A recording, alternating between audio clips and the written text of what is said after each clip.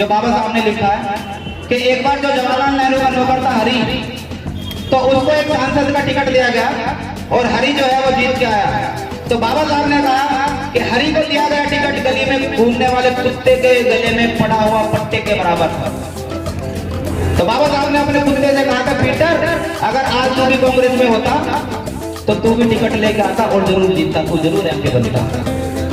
साथ ही जो बाबा साहब ने जो संविधान के अंदर हमें आर्टिकल 330, 31, 32, 33 जो दिए हैं, जो पॉलिटिकल रिजर्वेशन दिए हैं, जिनकी बदौलत हमारे सांसद और हमारे विधायक और जो हमारे निगम पार्षद होते हैं वो चुन के जाते हैं, और साथियों वो संसद के अंदर और विधानसभा के अंदर चुपचाप बैठ जाते हैं, वो अपना काम सही से नहीं करते।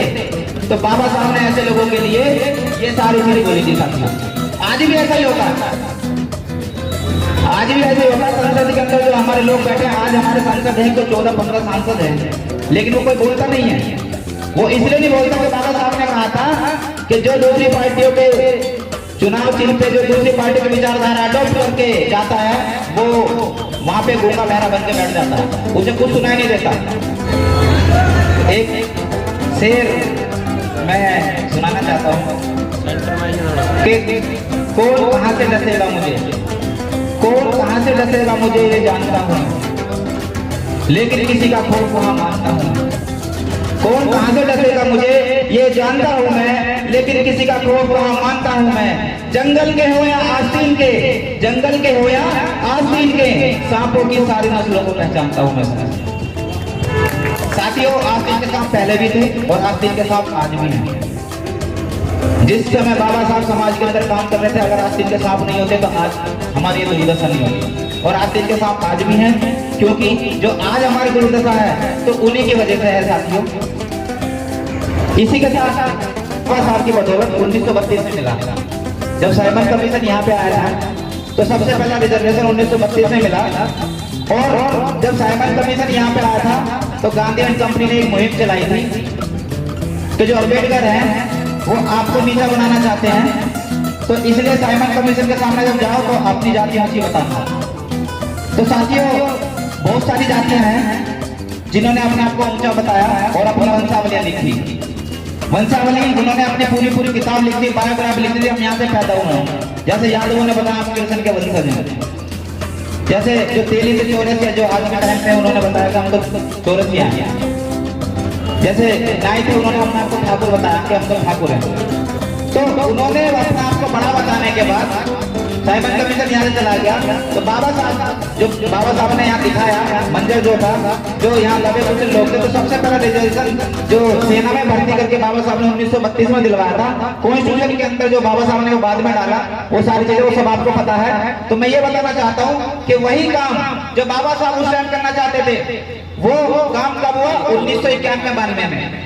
1991 में जब मंडल कमीशन लागू हुआ तो जो बाबा साहब उनको अधिकार पहले दिलवाना चाहते थे वो 1991-92 में उन्होंने 27% रिजर्वेशन लेके दिया। तो माननीय काशीराम साहब ने कहा था कि लम्हों की गलती और सदियों ने सजा पाई। 58 साल बाद जब बाबा साहब 58 साल पहले उनको देना चाहते थे, 58 साल बाद मिला साथियों। योगदान, तो जो सामाजिक योगदान है बहुत बाबा साहब का, परवेज जी ने सही कहा था कि 1-2 घंटे में या 2-4 दिन में हम उसका बखान करेंगे तो भी खत्म नहीं होगा। तो मैं अध्यक्ष जी को बुलाऊं, इससे पहले एक शेर और मैं अपना कह के और जो बात को खत्म कर देता हूं। इसके बाद मीटिंग का समापन हमारे राजकुमार जी करेंगे। ए गरीबों अपनी आहों में असर पैदा करो, ए गरीबों अपनी आहों में असर पैदा करो, जुल्म से लड़ने को तो शेर लेकर पैदा करो। अगर बचाना चाहते हो लारी समाज की तो सुनो, घर घर में एक अम्बेडकर पैदा करो, घर घर में एक अम्बेडकर पैदा करो। इसी के साथ एक बार एक हंसनी उड़ के जंगल में आए। जब उन्होंने देखा जंगल उजाड़ सा था तो वो कहने लगा रात को पेड़ के नीचे रुक जाते हैं, मैं बस 2 मिनट रुक जाओ, थोड़ी सी नाश्ते वगैरह की व्यवस्था है। तो हंसनी रात को रुक गए। तो रात को उल्लू बोलने लगा पेड़ पे। तो हंस और हंसनी कहने लगे ओहो ये दिक्कत है कि भाई ये जो उजाड़ है ना जंगल ये उस उल्लू की वजह से है। उल्लू ने क्या करा, हंसनी को पकड़ लिया सुबह कि भाई ये मेरी पत्नी इसको कहीं नहीं ले जाएगा। अब हंस रोने लगा कि भाई मेरी पत्नी इसको कहाँ ले जाएगा।